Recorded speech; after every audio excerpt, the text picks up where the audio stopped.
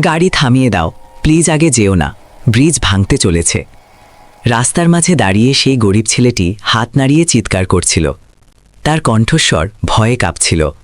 কিন্তু সামনে থেকে আসা গাড়িগুলোর গতি থামল না। মানুষ হর্ন বাজাচ্ছিল। কেউ চিৎকার করল, রাস্তা থেকে সরে যা, ড্রামা করিস না, এখান থেকে ভাগ। কিন্তু পুলিশের সেই গাড়িতে দেশের পরিচিত এক নেতাও ছিলেন, যিনি বড় মিটিংয়ের জন্য যাচ্ছিলেন। কিন্তু কারো কথা শুনে গাড়ি থামানো হলো না, এবং পরের মুহূর্তে যা ঘটল তা সবার জ্ঞান হারানোর মতো অবস্থা করল। এই ছেলেটি কোনো সাধারণ বাচ্চা ছিল না। তার নাম ছিল অমন কুমার। বয়স মাত্র ১৩ বছর। কিন্তু অমনের শৈশব খেলাধুলা বা পড়াশোনায় নয়, সিমেন্ট আর ইটের মাঝে কেটেছিল। তার বাবা রাজকুমার একজন নির্মাণ শ্রমিক ছিলেন।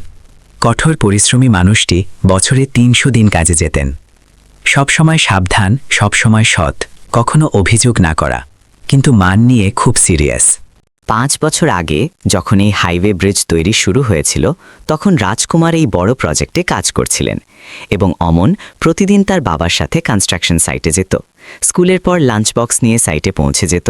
অল্প বয়সেই সে টেকনিক্যাল জ্ঞান শিখে নিয়েছিল, কিভাবে কংক্রিট মেশানো হয়, কিভাবে সিমেন্ট, বালি ও পাথরের সঠিক অনুপাত হয়, কিভাবে পিলার মজবুত করা হয়, কিভাবে স্টিলের রড সঠিকভাবে বাঁধা হয়, কিভাবে কাঠামো তৈরি করা হয়, কিভাবে কংক্রিট কিউরিং করা হয়, কিভাবে সেফটি রেগুলেশন ফলো করা হয়, এবং সবথেকে গুরুত্বপূর্ণ, কখন কাজ ভুল হচ্ছে।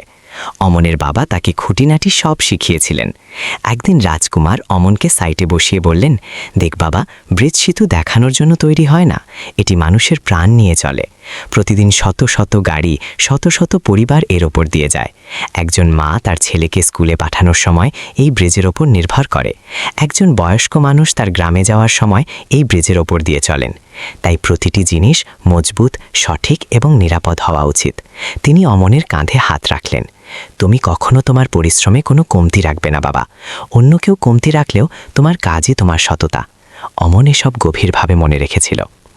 যখন অমন কিছু ভুল দেখল, কয়েক মাস পর অমনের চোখে কিছু অনিয়ম ধরা পড়ল। সে সাইটে গিয়েছিল তার বাবাকে লাঞ্চ দিতে। সে দেখল ঠিকাদার, যার নাম ছিল ধর্মেন্দ্র সিং, নিম্নমানের সিমেন্ট ব্যবহার করছে। অমন পাশে দাঁড়িয়ে থাকা এক কর্মীকে জিজ্ঞেস করল, ভাইয়া, এই সিমেন্ট কোনটি? কর্মী বলল, জানি না, ঠিকাদার এনেছে, হয়তো সস্তা হবে।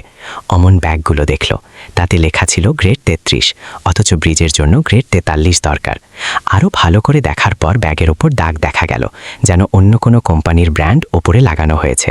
অমনের মনে সতর্ক ঘণ্টা বাজতে লাগল। সেদিন সন্ধ্যায় অমন তার বাবার সাথে কথা বলল, বাবা, আমি আজ ঠিকাদারকে দেখলাম, সে ভুল কোয়ালিটির সিমেন্ট আনছে। রাজকুমারের মুখ গম্ভীর হয়ে গেল। তিনি আগে থেকেই জানতেন। হ্যাঁ বাবা, আমিও দেখেছি।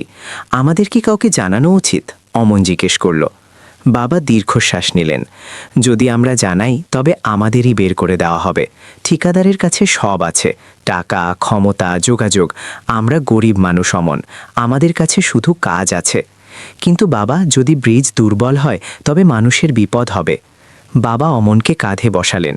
হ্যাঁ বাবা, হবে, কিন্তু এটাই দুনিয়ার নিয়ম।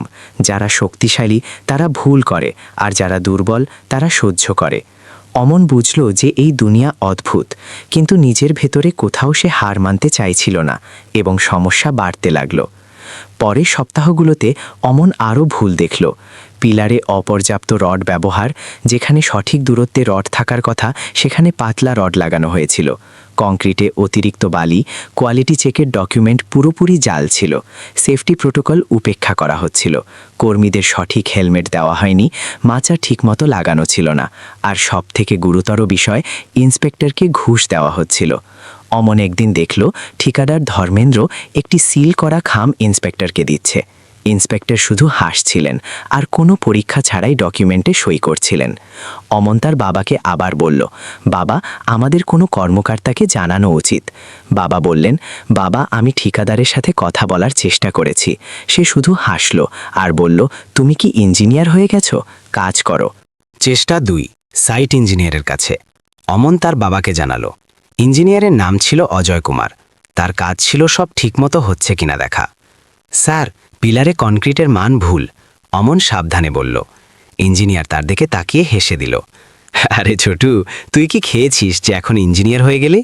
কিন্তু স্যার আমি আমার বাবার থেকে শিখেছি এটা সত্যি যে চুপ ইঞ্জিনিয়ার চিৎকার করলো নিজের কাজে মন দাও কাজ দেখার জন্য এখানে ইঞ্জিনিয়ার আছে ছোট বাচ্চাদের জন্য নয় অমন চুপ হয়ে গেল চেষ্টা ৩ মিউনিসিপ্যালিটি অফিস অমন তার বাবাকে নিয়ে মিউনিসিপ্যালিটি অফিসে অভিযোগ করার চেষ্টা করল এক কিরানি বসে খবরের কাগজ পড়ছিল স্যার আমাদের একটি অভিযোগ জমা দিতে হবে রাজকুমার বললেন কিরানি খবরের কাগজটি ধীরে ধীরে নিচে রাখল অভিযোগ কার বিরুদ্ধে ঠিকাদার ধর্মেন্দ্র সিংয়ের বিরুদ্ধে ব্রিজের নির্মাণে ভুল হচ্ছে কি প্রমাণ আছে কিরানি জিজ্ঞেস করল আমার ছেলে সাইটে কাজ করে সে দেখেছে কেরানির চেহারা বদলে গেল আরে আমরা যদি প্রতিটি কথাকে সিরিয়াসলি নিই তবে না জানি কত অভিযোগ আসবে আর তাছাড়া এটি তো কর্মকর্তারাও দেখেন যদি তাদের কোনো সমস্যা না মনে হয় তবে তোমার কি সমস্যা মনে হলো স্যার কিন্তু ঠিক আছে যাও যদি ব্রিজের কিছু হয় তখন দেখা যাবে এখন সব ঠিক আছে সে আবার কাগজ পড়তে শুরু করলো অমন এবং তার বাবা হতাশ হয়ে সেখান থেকে চলে গেলেন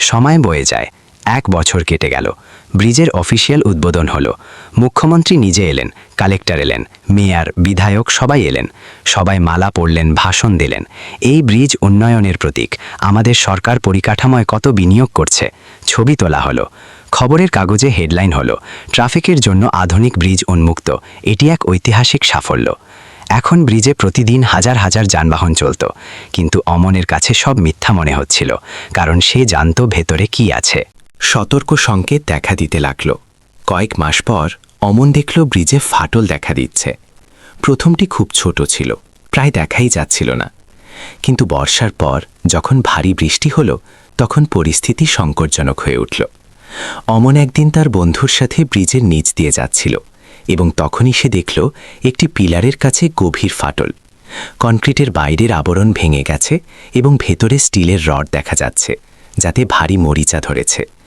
অমন থেমে গেল তার বন্ধু জিজ্ঞেস করল অমন কি হলো এটা খুব বিপজ্জনক অমন ফিসফিস করে বলল এই রডগুলো তো মরিচায় খেয়ে ফেলবে তারপর এগুলো সাপোর্ট দিতে পারবে না যদি ওপরে ভারী ট্রাফিক থাকে তবে সে বাকি কথা শেষ করল না শেষ চেষ্টা সেই রাতেই অমন তার বাবাকে আবার জরুরি ভিত্তিতে জানালো বাবা এখন তো এমার্জেন্সি ব্রিজ পড়েই যাবে রাজকুমার ভাবলেন পরের দিন তিনি ঠিকাদারকে মেসেজ পাঠালেন ধর্মেন্দ্র ব্রিজে গভীর ফাটল দেখা দিয়েছে কিছু করা উচিত ঠিকাদার ফোনে হাসতে হাসতে জবাব দিল রাজ এখন তুই আমাদের ব্রিজ বানানো শেখাবি এই ব্রিজ 1 বছর ধরে চলছে যদি কিছু হওয়ার থাকতো তবে এতক্ষণে হয়ে যেত আর শোন যদি তুই আরও ঝামেলা করিস তবে তোকে কাজ থেকে বের করে দিতে পারি ফোন কেটে দিল 31শে ডিসেম্বরের সকাল আজকের দিনটি বদলাতে চলেছিল অমন নিউজ অ্যাপ খুলতেই একটি বড় হেডলাইন দেখল মুখ্যমন্ত্রীর হাই প্রোফাইল ভিজিট আজ বড় ঘোষণা সম্ভাবনা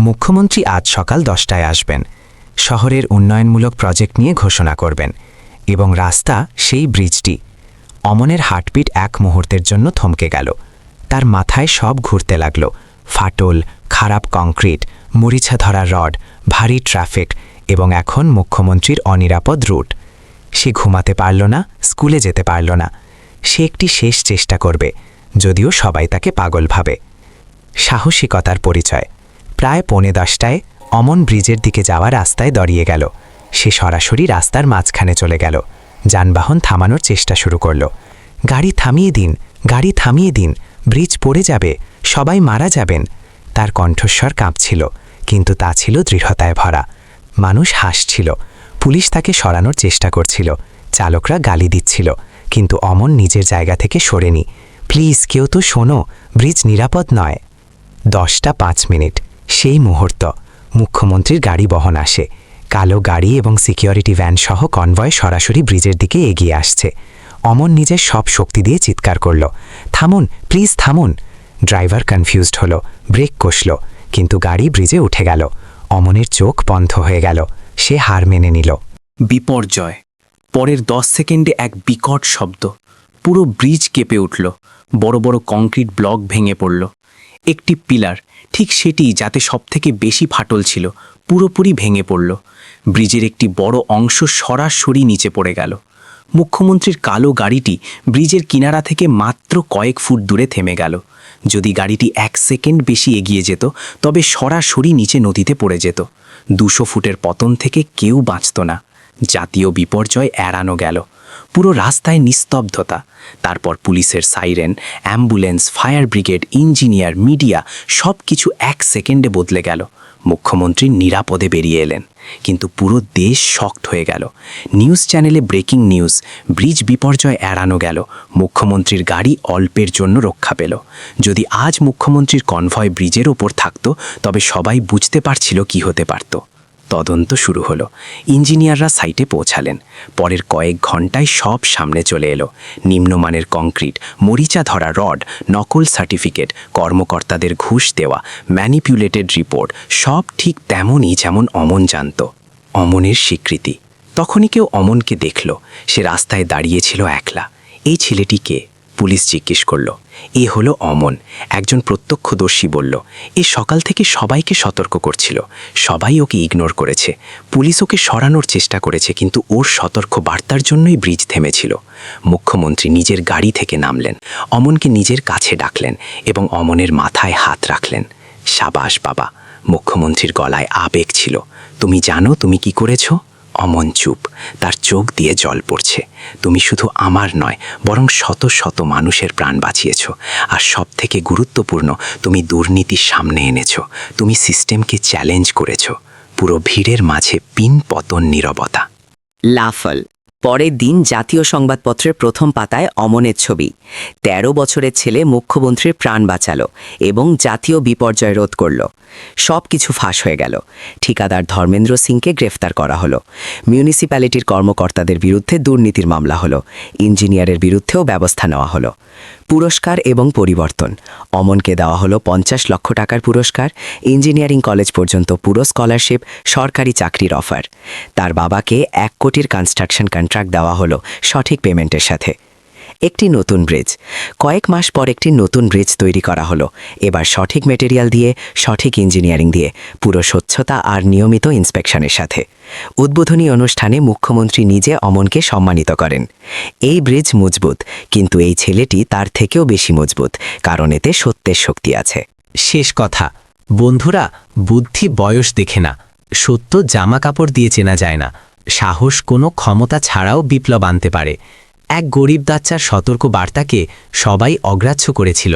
পুলিশ তাকে লাঠি দেখিয়েছে, মানুষ তার উপর হেসেছে, কর্মকর্তারা তার কথা শোনেনি। কিন্তু সত্য সত্যই হয়, তা নিজের পথে চলে। যদি সেদিন একবারও কেউ অমনের কথা শুনে নিত, তবে হয়তো সেই নাটক করতে হতো না। কিন্তু যখন সব কিছু ব্যর্থ হয়ে যায়, যখন শেষ বিকল্প বাকি থাকে, তখন সত্যকে নিজেই কথা বলতে হয় এবং সত্য নিজেকে প্রমাণ করে নেয়। যদি এই কাহিনী আপনাকে ভাবতে বাধ্য করে, তবে লাইক করুন, সাবস্ক্রাইব করুন এবং কমেন্টে লিখুন সাহস প্রাণ বাঁচায়। কারণ একটি ছোট বাচ্চা কোনো ক্ষমতা ছাড়া, কোনো অথরিটি ছাড়া, শুধু নিজের কণ্ঠ দিয়ে লাখো মানুষের প্রাণ বাঁচাতে পারে, যদি তার মধ্যে সাহস থাকে, সত্য থাকে এবং অন্যের জন্য চিন্তা থাকে। এটি আসল হিরো, এটি আসল শক্তি, এটি আসল সাহস। প্রিয় বন্ধুরা, এটি ছিল আজকের গল্প। এটি তোমাদের কেমন লাগলো কমেন্ট সেকশনে জানিয়ে দিও। ভিডিও যদি ভালো লাগে তাহলে ভিডিওটি লাইক করো এবং চ্যানেলটি সাবস্ক্রাইব করো, যাতে আমরা তোমাদের জন্য এমন ভালো ভালো ভিডিও বানানোর জন্য একটু উৎসাহ পাই। ধন্যবাদ।